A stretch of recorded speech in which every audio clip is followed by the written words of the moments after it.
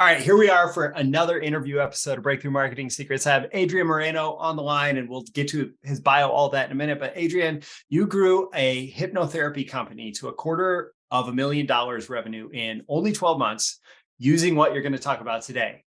Now you're doing the exact same thing with your coaching and course creator business. So who needs to listen to this stuff and then actually take action on what you're going to say about podcast guesting? Well, really anybody with a business that they know directly improves somebody's personal or professional life. If you have a business that directly improves somebody's business or somebody's personal life in any way, shape, or form, podcast guesting is a literal gold mine for you, especially in 2023. So this is like an urgent listen because now is like the prime time of this big marketing pie called podcast guesting. And I want to make sure you guys get your piece of it. Excellent. Yes. I mean, I agree so much. All right. So Adrian began his career in the health and fitness space while also gaining unparalleled experience with hypnosis and NLP, establishing himself as a respected transformation specialist through the power of hypnotherapy. He ended up and I mean, this is why I put him on. He decided to go against what his mentors taught, and he spent his marketing efforts pitching and getting booked on top podcasts, and grew his hypnotherapy company to $250,000 in 12 months. And so now he spends his time teaching other coaches, course creators, and content creators how to do the same thing. And if he isn't doing that, you can find him writing, reading, or maybe catching up on episodes or rewatching episodes of The Office. Binging all day long, man. I've watched every season at least like 20 times. That's such a good show. Such a good show. Yes, it is. All right. So let's go back and back to the beginning. How did you come up with this idea of podcast guesting to get customers? Yeah. So to give you a little bit more context, after losing nearly 100 pounds in 2017, I opened up a fitness business and grew that business to a little bit over $300,000 within about 18 months. So I grew that pretty quickly as well. And the way that I grew that was by hiring a mentor with money I didn't have, but I knew I was going to get a return because I was like, I'm somebody who's going to like move on this stuff. And so I hired a business mentor, and what he taught me was very simple. All right, Adrian, what you're going to do is you're going to send 50 friend requests a day to people who look like they need your help. You're going to send, I know that sounds grimy, but it worked. You're going to DM 50 to 100 people every single day. I even had a spreadsheet where I tracked 50 to 100 conversations a day. And you want to make direct offers, and then you want to make 2 posts a day on social media, at least 1 with an offer, and post like 7 times a day on your story. So it was very, very tactical, very, very hustle and bustle. And I know it sounds like hell, but it worked. Yeah. Like as somebody who was working at a dry cleaners, I was able to just let that job go. I started making $10,000, $20,000, $30,000 a month, and it worked. And then throughout that journey of being a fitness coach, I realized if I really want to help people get what they want, I need to understand how their mind works. If I can understand how their mind works, I can manipulate their brain so they can be who they want to be, do what they want to do, and have the things that they want to have. So I got really invested in understanding how to change people's behavior, because weight loss is only behavior change at its finest, really. And so I was like, okay, so if I want to help people lose weight, I got to change who they're being. So I went down this rabbit hole of understanding neural pathways and how neural pathways influence everything that you do, and how they are like the little construction workers that are making the things happen. And if you can rewire those things, you can get what you want. So I became a hypnotherapist throughout that journey of being a fitness coach, and I opened my hypnotherapy business and decided to completely close down the fitness side of things, even though it was doing good. And I decided to completely close it down. And I said, if I'm going to go all in on one thing, I was like, nobody in the world is better. I was like, there's other people who are better fitness coaches, but nobody's better than changing somebody's behavior than me. So let me just put my energy on this thing. That turned out to be a mistake. It looked like temporarily, but it ended up serving me. Very, very well, because what ended up happening was I used all the strategies that I took from this mentor, and applied them to the hypnotherapy business. Now, before that fitness business, I did not know any kind of business stuff. So I didn't know any other business strategies. I just knew this strategy that my mentor taught me. So I applied it to my hypnotherapy business and just tanked. Like nothing was working. I was getting a client here and there. It was like $5,000 a month, $6,000 this month, $0 for like 2 months, and then 13,000 for a month. It was so inconsistent. And then I got to a point where I went almost 6 months without getting a client. So thankfully, I saved up all this money and I was like, okay, I have something to live off of. But I was panicking and I felt scared as hell because my bills were not stopping and the income did. And so I was like, okay, something has to give. Like I got some money, but it's going away. And I was like, okay, like this is getting really scary. And then one day, something very interesting happened. I hypnotized one of my clients, blew her mind. And she happened to be a business coach and she ran a business mastermind. And she was like, Adrian, that was like a life-changing experience. I want you to come and talk to my clients and can you hypnotize all of us? And I was like, yeah, sure, I can do that. And I was like, let's go create that. In other words, like I'm gonna go do a keynote with her students. But I'm gonna hypnotize them. So it's gonna be more than just a keynote. I was like, all right, let's go ahead and let me talk to her students. So we jump on it's a virtual talk, by the way, I should say. So I go on the Zoom call. Only 9 students show up. She expected like 20. And I was like, okay, there's only 9 people on here. But I was there. And I was like, you know what? I'm just going to deliver. And one of the things that I know how to do better than I believe anything else that I do is storytelling. And so, I mean, pay attention to what I'm doing right now, right? And so what happened was I started telling some powerful stories.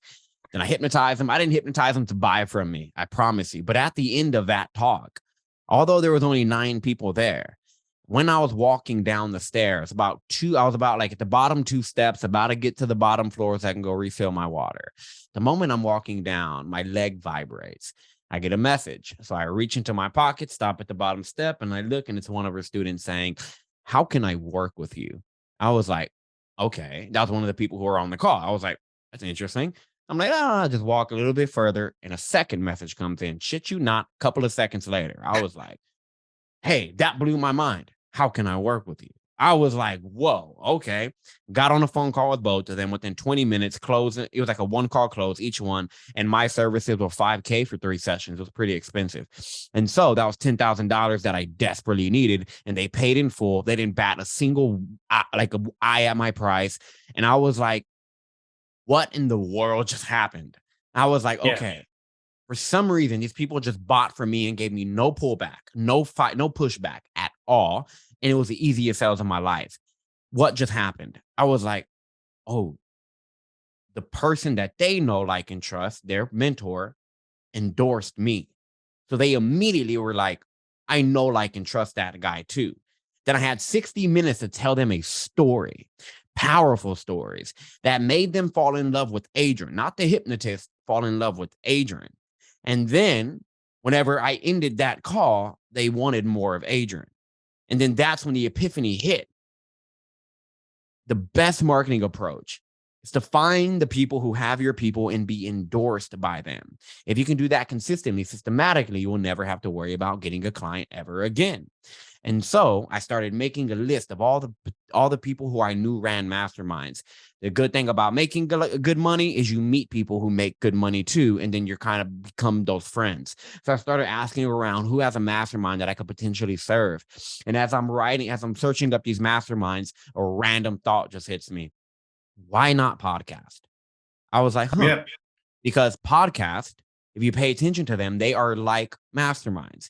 Even if it's a small audience, that's an engaged audience. And when you get on a podcast, what you're able to do is then able to capture that attention like a hypnotist does and get somebody to fully fall into a certain story that they're now entranced in. And when they're influenced by you, you can then tell them what to do. And so I went ahead and I just said, you know what, let me figure this thing out.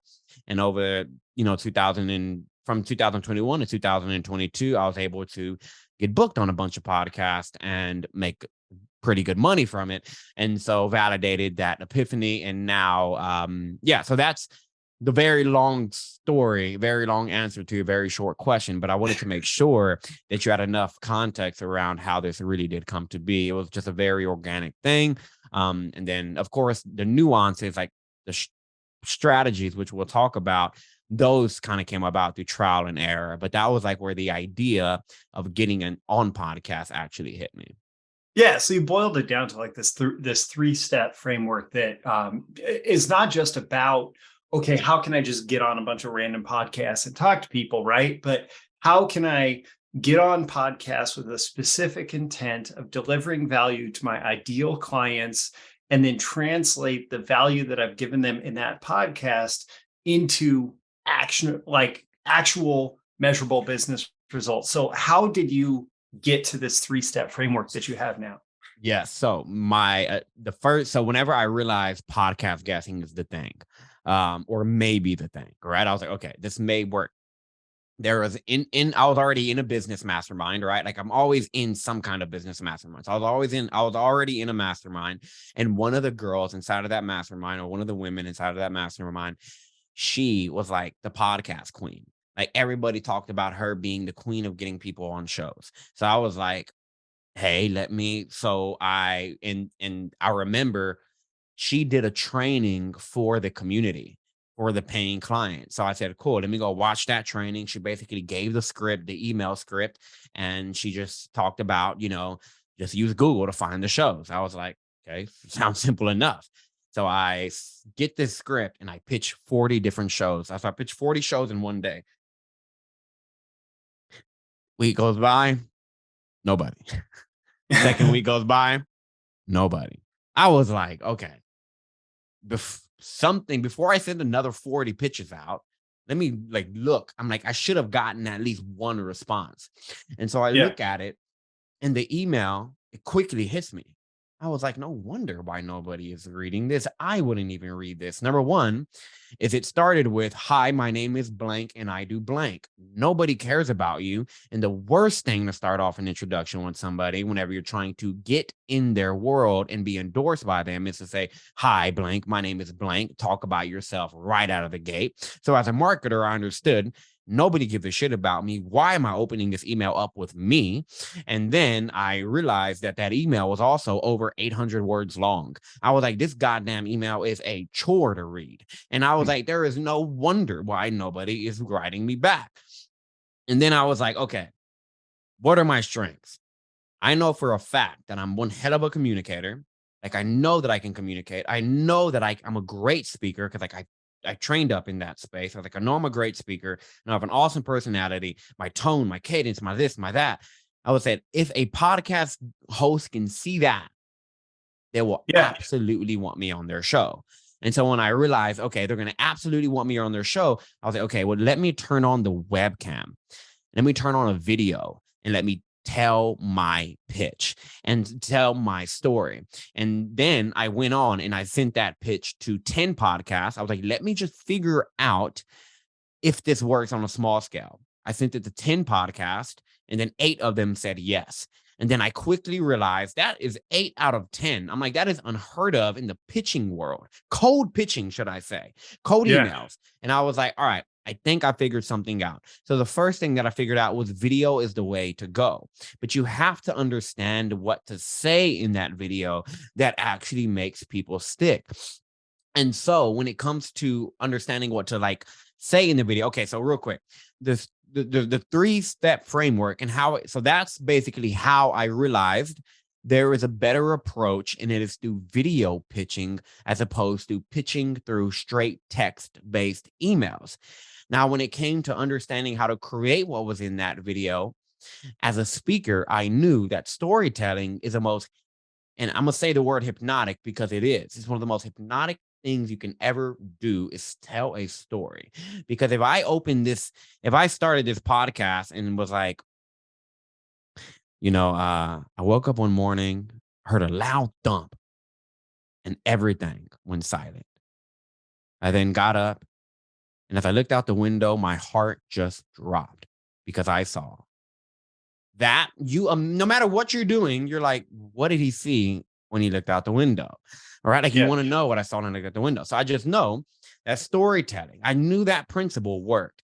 And so I started to tell the story. But okay, so for example, when you're telling a story, the story you tell matters. And when it comes to these pitches that you're sending people, the story needs to be about why you do what you do. Because when people understand why you do what you do, they're more likely to follow whatever it is that you do. The problem is most people start right out of the gate with what they do. If I don't understand what you do, I don't care about. If I don't understand why you do what you do, I really don't care about you. If I get two fitness coaches in front of me and they're both trying to pitch me their services, but one says I do this, this, this, and this, and the other says, hey, my name is blank. And 5 years ago, I woke up and I realized that I was going to lose my life if I kept going down this route. And so what I started to do, and they go through their story and then pitch me.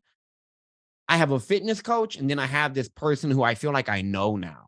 And so 1,000%, I'm gonna go towards a person that I feel like I know, right? And that's where it comes down to actually being able to extract that story behind what it is that you do. And that video itself has 3 simple components. The first component is you connect, and so you got to connect with somebody right out of the gate. And so the way that one of the tips I'm going to give you is to say their name within the first 2 to 3 words. If you go back to the pitch I sent you, Roy, you're going to notice the second word out of my mouth was your name. It was not my name or my name is blank. When you're able to communicate their name right out of the gate, you catch their attention. Even without them knowing it, they're more likely to finish that video because our name is a favorite word in the universe. Our name is always going to be our favorite word. No matter what you're doing, if you're walking down the street and you hear Roy, you're going to stop whatever you're doing and look around and be like, hold on, I heard my name. It's just an important word. So you want to make sure you drop that word and let them know that you know who they are. Like when you're communicating to them, don't just say, hey, Roy, I like your podcast. I think I'll be an awesome guest, because it's like, okay, like, what do you know about my podcast? Like, have you listened to it at all? Like, do you know my background at all?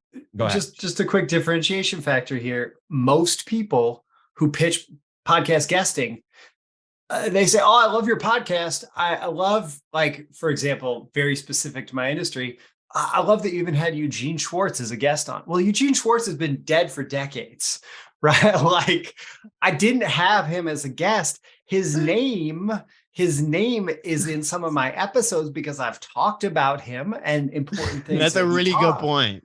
Right. But it's like, there's almost always, when somebody tries to fake this, there's something that the host can tell is off about it. Right. You can feel it. Yeah. You can always feel it. So like for me, I always listen to one episode or at least half of the episode. That's my rule. And that's also why I don't pitch crazy numbers of shows every single week. This doesn't take me a boatload of my time. This really is, nothing like 50 DMs and 2 social media posts, nothing like that every day. If I know for a fact, if I send just 10 pitches a week, and this is because I've done this for weeks, right? I mean, for almost over a year. If I pitch 10 people a week, I know for a fact I'm gonna leave that week with 4 to 6 new bookings every single week because of my conversion rate. And so now I know, I don't got to spend all of my time pitching podcasts every day. Every week, I just have to manage 10. Oh, that's easy. I just got to manage 10. Right. And so it's a lot, it's a lot easier to manage. But back to the video real quick. I don't want to miss this part. So when you connect with somebody, the next step is to introduce yourself, but you do not introduce yourself by saying, hey, my name is blank and I do blank. I didn't even tell you what I did in that video until the very end of that video. The way you introduce yourself is through a story. You always introduce yourself through a story, as opposed to saying, hey, my name is Adrian and I do blank. Hey, my name is Adrian. And when I was 4 years old, my life changed when I looked out the window and saw my dad fall to his knees. All of a sudden, you're just like, okay, this is clearly like a pitch for a marketing show, and now this guy is talking about watching his dad drop to his knees. Like, I opened a loop in your brain, right? When you have an open loop in your brain, you need to close it. Like when I went to see the movie The News of the Times by Tom Hanks, it was the most boring movie I've ever seen in my life. But at the beginning of the movie, he finds this little girl, and now the whole mission of the movie is to get her home. And so the moment that happened in the beginning, I was like, this movie sucks, but I have to know, does she get home? I'm like, so I sat my ass there for 2 hours until she got home. So, and I was like, okay, great. And so you want to be able to open that kind of loop through a story. And then the last element is you just want to have a super clear CTA. I can't even tell you the amount of pitches that don't even have a CTA. You're like, hey, I think I'll be a great guest on your show because blank, blank, blank, blank, blank. I'm like, you have to, and as a marketer, it's like, you got to tell them what to do next. So my CTA is always extremely clear. If you think I'll be a great fit to be on your show, let me know what the best next steps are. Like, you have to let them know a very clear direction, a step to make, or else they're not going to do it. So a lot of pitches fail because they don't, even have something. They're not even asking for something. But I also want people to understand, I've done hundreds of pitches at this point. And what I've come to see multiple time and time again is podcast hosts rarely, if ever, get a video in their podcast email. In their email for a pitch. It's very rare a video. I've been podcasting. Much less a personalized video. And I will note that in your message that you sent to me, you said, I tried to keep this under 3 minutes, but it was something like 3 minutes and 4 seconds, right? So it was clear, like, okay, you're busy, you're sorting through a bunch of requests of people who want to be on your show. You're probably rejecting most of them because most of them are terrible. But if you start this video knowing that you don't have to watch it for more than 3 minutes and 4 seconds, you're going to have a pretty good idea if you want me on the show. And honestly, when I read the actual pitch, the text part of it, I was like, I'm probably not going to, like, I was just in no mode, right? Because that's what podcast. That's a big mode podcast hosts are in. That's a big it's like podcast hosts are in. Yeah, you get all these pitches from people, and I get them by email. I get them on Podmatch, where you connect with me. I get them like lots of different places, right? And it's just like nope. And honestly, most of my guests are people who I reach out to them. I'm like, this person has an awesome book and I want to talk to them. Right. But then occasionally somebody like Adrian shows up and follows this process that he's breaking down for you. And it's like, okay, all right. Yeah, he's interesting. He's different. He's bringing something new. And I think I even told you, like, most people who come and want to talk about podcast stuff, I say no to just kind of as a rule. Yeah. Right. You even said that in your message. Podcast. Yeah. So I guess you are kind of the example of this working, but if somebody's not really known, right? How do they get booked on the ideal shows in their niche or top ranking shows if it's more of a general audience? Yeah, for sure. So when it comes to this process, the beauty of it is this is what gets you known. So you don't need to be known at all. Even today, if you Google my name, you got to go to page 2 to actually see, see something about me. So like, I don't have this crazy claim to fame. Still to this day, I'm not super well known, but the reason why I'm doing podcasts, because when you look up my name, it's everywhere. And then all of a sudden you're like, okay, this guy seems known, right? But the important part to understand here is that podcast guesting is a way to get known. So the two people that buy my course, or the two people that benefit the most, that are like coming to me the most for this, is number one, they're just starting out. Nobody knows them. They feel like a best kept secret and they don't want to spend a lot of money in marketing. The second person is it's somebody who already has a 6-7 figure business. They're probably a little bit known, but they want to get more known, right? Or they're probably very known, like one of my clients, Ed Lattimore, very well known. Or my client, Cam Awesome, on Netflix, very well known, but they want to be more known. So when it comes to, I had a client named Chase. She said, Adrian, you're getting booked on all these shows, but you have a really interesting story. Nobody knows me, and I feel like my story is pretty basic. Like, I didn't have any dramatic thing like you did. And that's another problem people fall into. I feel like my story's not that special. So whatever. And so what I told her a story, because stories are the best way to break any belief. And so I told her, I said, there is this beer company. I don't know the exact name of the beer company, But this one beer company, they hired a marketing agency to help them become the number one selling beer in U.S. They were already doing it in Europe, but they wanted to come do it in the U.S. So the marketing advisor went over and walked through their beer plan. And as he walked through their beer plan, the beer company walked him through every single step of how a beer is made. So he was just walking through all these steps of how a beer is made. And then the marketer who's sitting there goes, this is the most phenomenal experience. This is the most phenomenal process that I've ever seen, about how beer is made. You probably know the story I'm talking about. He's all like, about how beer is made. Why aren't you telling this story? Like, why aren't you marketing this? He said, well, because this is how all beer is made. All beer is made exactly like this. We're not doing anything special. We're doing exactly how other beers are doing it. He was like, but there is no other beer company telling that story. So why don't you guys start telling that story? And so they started telling the story about how their beer was crafted from, I don't even know how beer is crafted, but from stage one to stage whatever, like we're going to stage, I'm drinking it, right? Whatever that process is, they broke it down in their marketing campaign. And then what happened was they became one of the leading, and still are one of the leading beer companies in the US today. And so I told her, it's the reason why I told her that story was because it's not that you have to have this amazing story. It's that you got to be willing to tell your story, because all stories are amazing, but not all stories are told. We're human beings. We are entranced. It's in our DNA to listen up when somebody begins telling a story. It is in our DNA to be more engaged in a story than anything else. So it's about telling your story.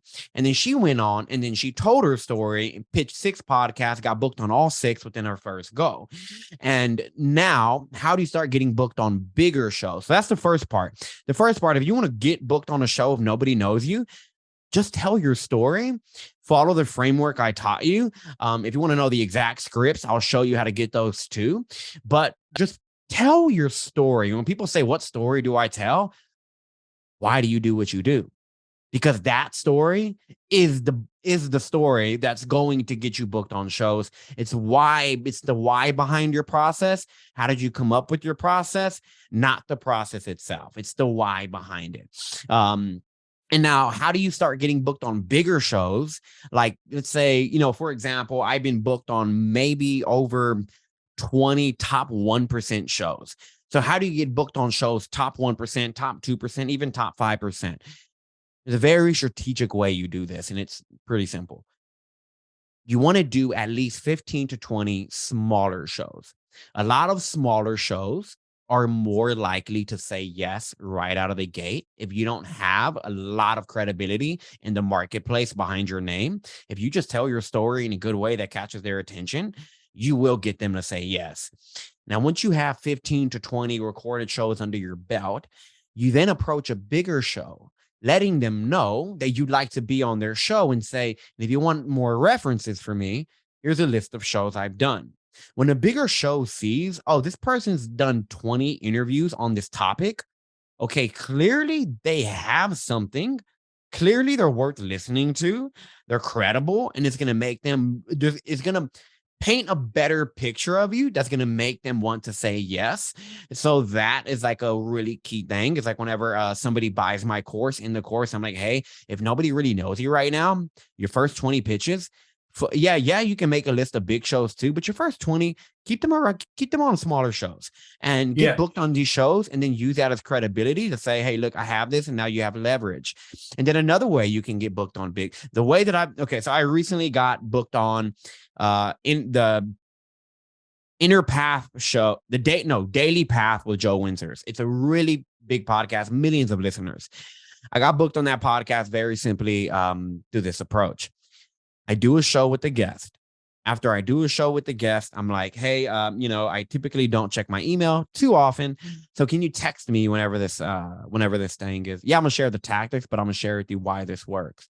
Can you text me whenever this episode is out? Now I have their phone number. Subconsciously, when you have somebody's phone number, they associate you as closer to them in their mind, whether they know it or not. Y'all guys now have phone numbers. And so now I have their phone number. The very next day, hey, that was an awesome interview. Are you looking for more guests? Because I know some pretty solid guests that I think would be pretty awesome for your show. If so, let me know. I can send you over some of their infos, and you can look through them and let me know which one you want to connect with. I do that. What I'm doing now is I'm building a goodwill with this person. Now they're like, hold on, this person is looking out for me. They're sending me they're sending me some really solid guests. And I'm not sending them nobodies. I'm sending them people who have done huge things, people who are big names. And I'm like, hey, would you like these people on your show? Now they're like, hey, I like this guy even more. And then right after they get that, hey, do you know any shows that will benefit from having me on? Since you experienced my interview, you know better than anybody who I might be a good show host, who I might be a good guest for, because podcast hosts rub elbows with other podcast hosts. And a lot of times, those people they're rubbing elbows with have much larger shows, have much bigger influence, and can really change your life with just one interview. And so, building relationships with show hosts after the fact, finding multiple ways to add value to them, to deliver real value to them. Another way I do that is I send articles to them. I'm a big writer. I write a lot of articles on business strategies and tactics. And so I'm like, hey, you mentioned this. I wrote this. I thought it would help. If I don't have something, I go find a YouTube video. I go find an article on something. If I heard them talking about a problem they had, like, hey, I don't know how to hire people, every time I hire somebody, they end up being a shitty hire. Well, let me go find a resource on how to choose the right person from the jump, and I'll send it to them. And then now I have this relationship with them. And so when I make an ask like, hey, do you know any other podcasts? They're going to refer me off to somebody. And when you get referred off to somebody, like I did to Joe, when I got on Joe's show, he was like, hey, look, anybody who's a friend of blank is a friend of mine. Let's do it. Here's the link. Like, I'm not even going to send the pre-questionnaire. Here's the link. All right. And then I was on that show. So it comes down to building some credibility behind your name. Yes, that's a really good way. And secondly, don't just do interviews like Roy. You're going to experience after this. I'm extremely intentional on keeping this relationship, nurturing this relationship, because I believe that relationships open up opportunities that may have not existed for me otherwise. And so that relationship building and nurturing gets me on really big shows. And that's where I typically have gotten on my biggest shows. And also, I've done over 50 podcasts. Now it's easier for me to pitch a bigger show. So when you have a bigger show, when you have a bigger list of shows that you've done, you'll find it a lot easier to start getting booked on like shows with really big audiences. But also, don't get too attached to the audience size. Remember, podcasts, even if it's a small audience, podcasts tend to have highly engaged listeners. Those in highly engaged listeners, they typically are like really big fans. And so they do what they're going to follow the endorsements of that podcast host that they follow and love. Yeah, not only that, the smaller shows, I mean, not every smaller show, but sometimes you'll deal with a show that has a much smaller audience, but it's exactly your audience. And so The you quality may of it. go, Yep. you may go on some mass market show and have, 100 ideal targets out of 100,000 listeners versus going on some targeted show and you have 200 ideal prospects out of 300 listeners, right? So Exactly, man. The quality of the room is everything. absolutely. So all right, we talked a lot about getting on shows. How, like, obviously there's some benefit that comes from just presence and awareness of you, but you're also intentional about turning podcast interviews that you do into measurable business results, leads, customers, Absolutely. sales, profits. So what is your thinking and process behind that? Okay. So I follow principles. Everything that I do is just held up by principles, so they work everywhere.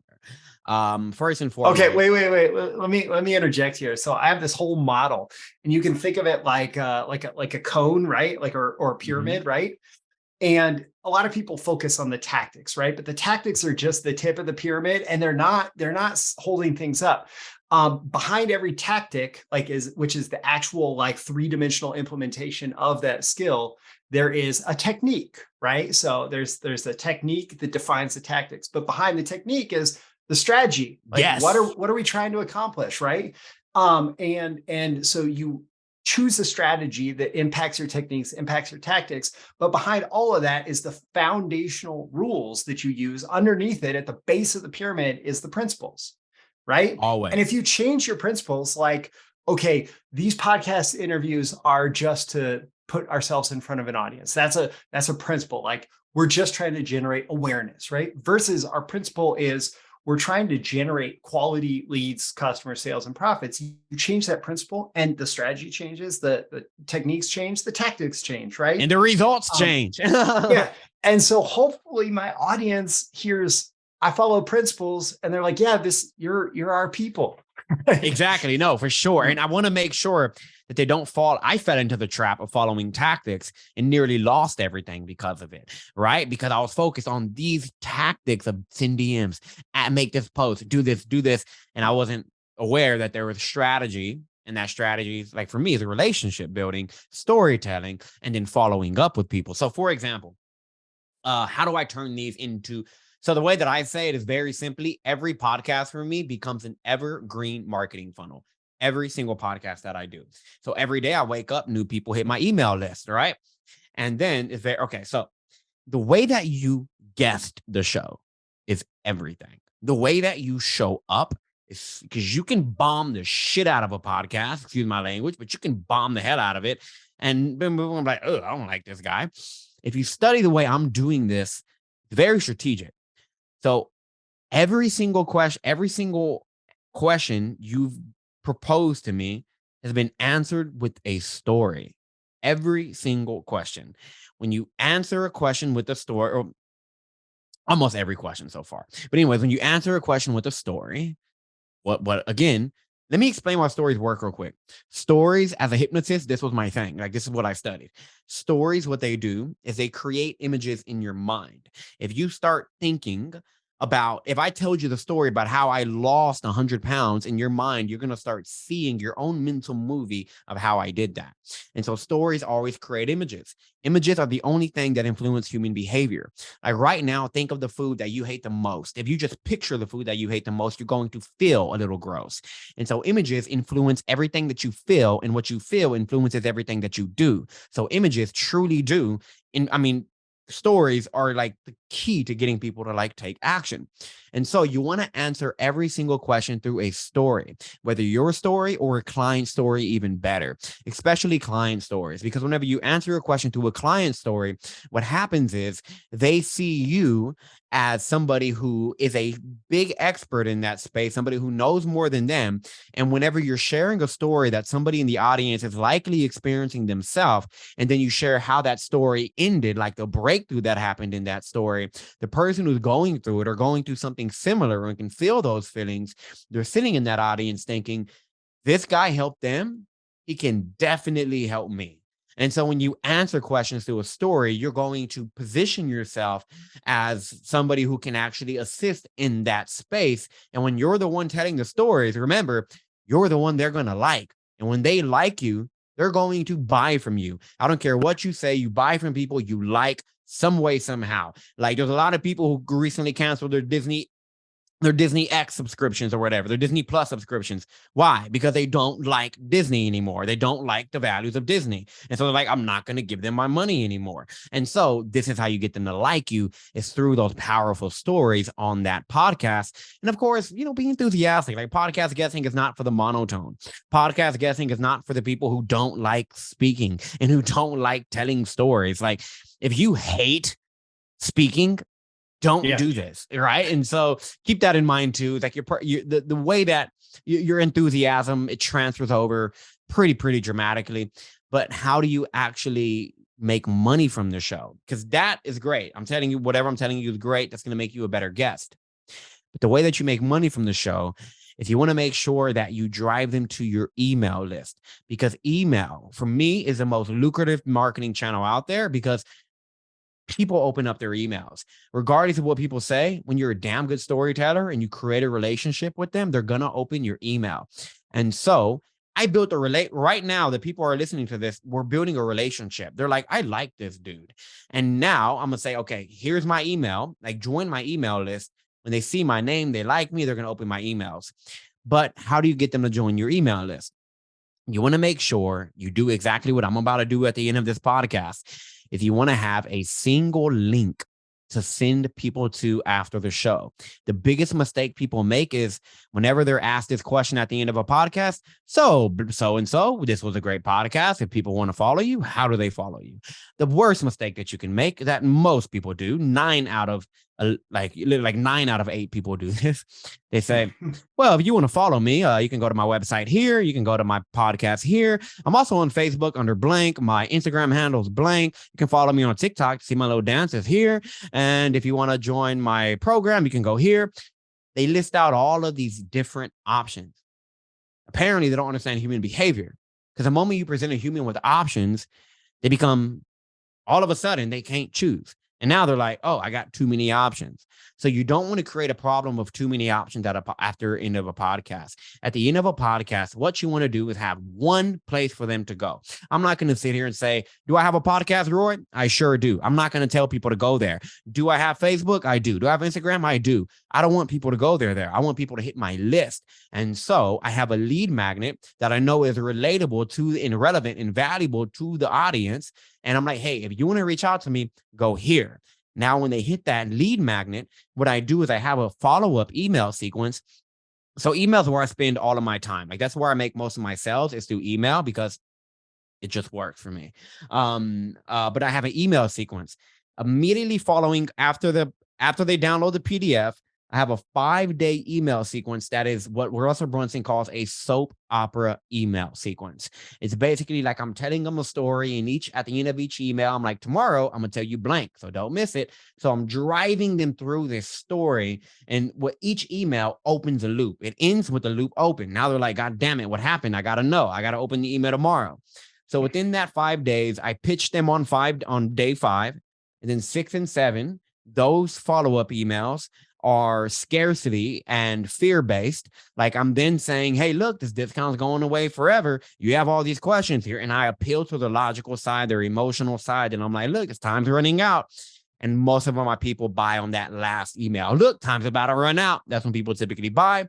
And then if they don't buy there, I throw them onto what Russell Brunson calls the daily Seinfeld email sequence. This is just a daily broadcast where it's just emails about nothing. Like, I will write an email that's, hey, look, I went to for example, hey, I went to the grocery store today, and I was walking down to get my egg whites, to get my Kodiak cakes, and get my whipped cream for my pancakes. And while I was walking through, I walked by the Bang energy drinks, and I looked at them and was like, you know what? I'm a little bit tired. I'll take a Bang energy drink.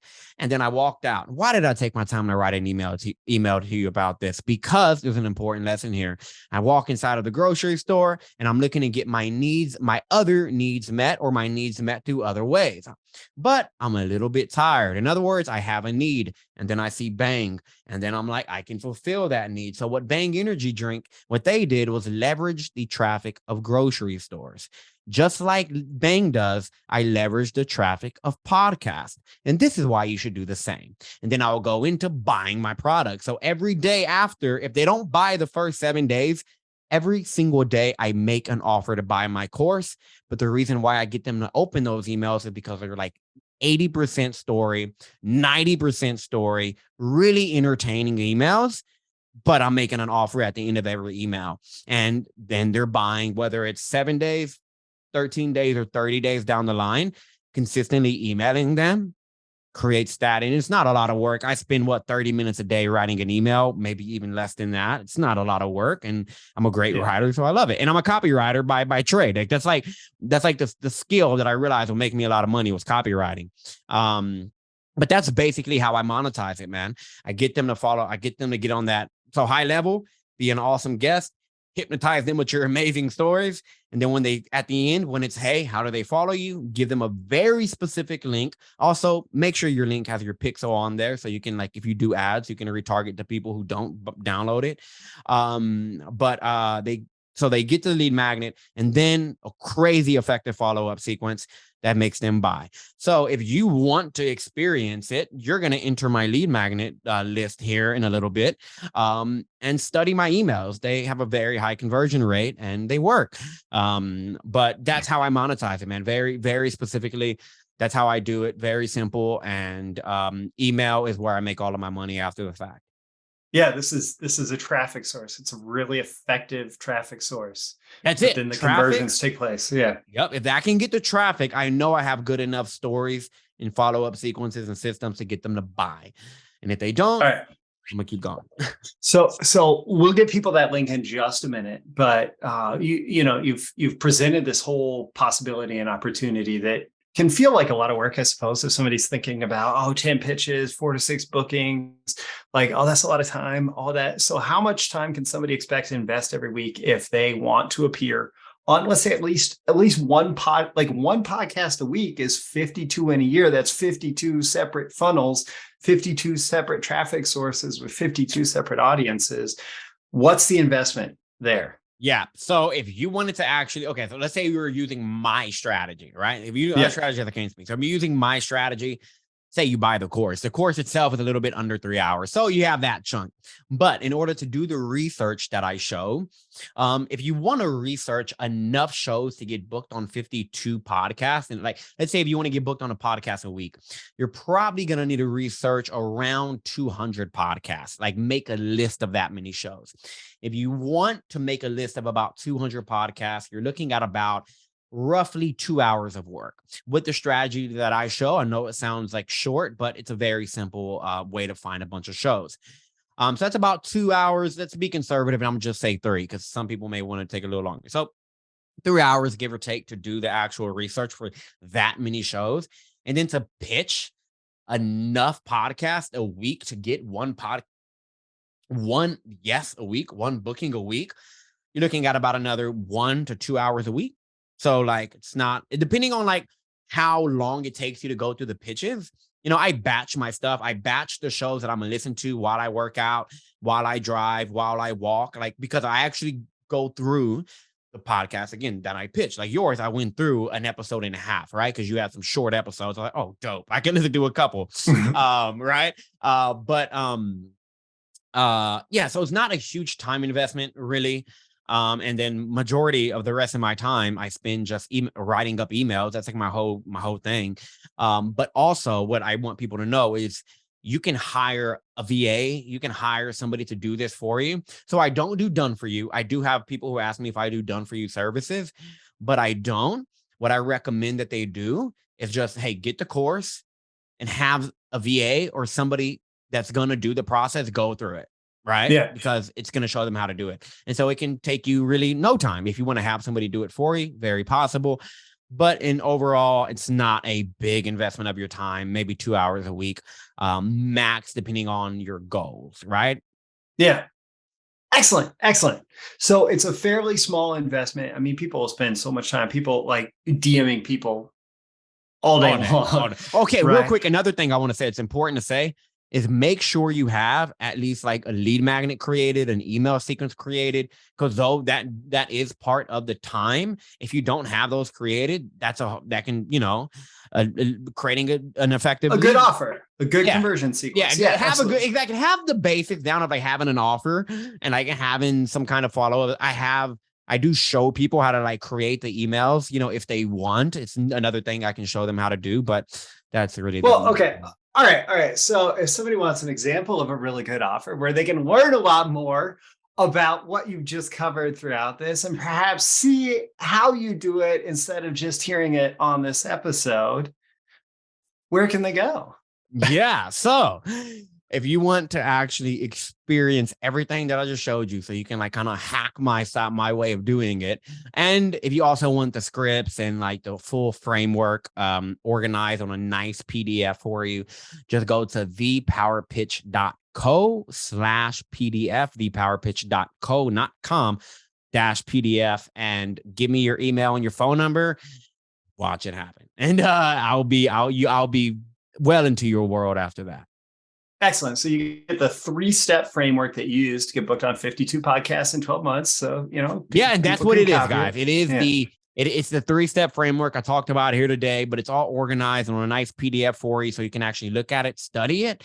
And it goes a bit more into depth around this process. So if you basically want to get this episode and turn it up, what's the most logical next step would be to go to grab that PDF and learn how to put this into play.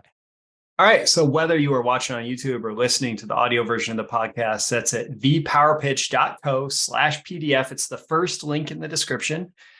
And that's where you can go to learn more and to get that. So Adrian, thank you for being on Breakthrough Marketing Secrets. You're an excellent guest. I enjoyed speaking with you and listening to your stories. Appreciate you for having me. Appreciate you having absolutely. Me on. And for everyone who has listened or watched this episode, I would love to hear what, one particular action item you got out of this is, what one big takeaway, one big piece of value. I was certainly taking notes myself, and I love this. So thank you to all my listeners, and I will catch you again in the next episode. I'll see you soon. Thank you once again for tuning in to this daily episode of Breakthrough Marketing Secrets. Remember, check out the links with this episode for even more value. Now make sure you like, comment, share, subscribe, and engage in every way you can to keep this show going and growing and delivering daily value to you. I'll catch you soon for your next big breakthrough.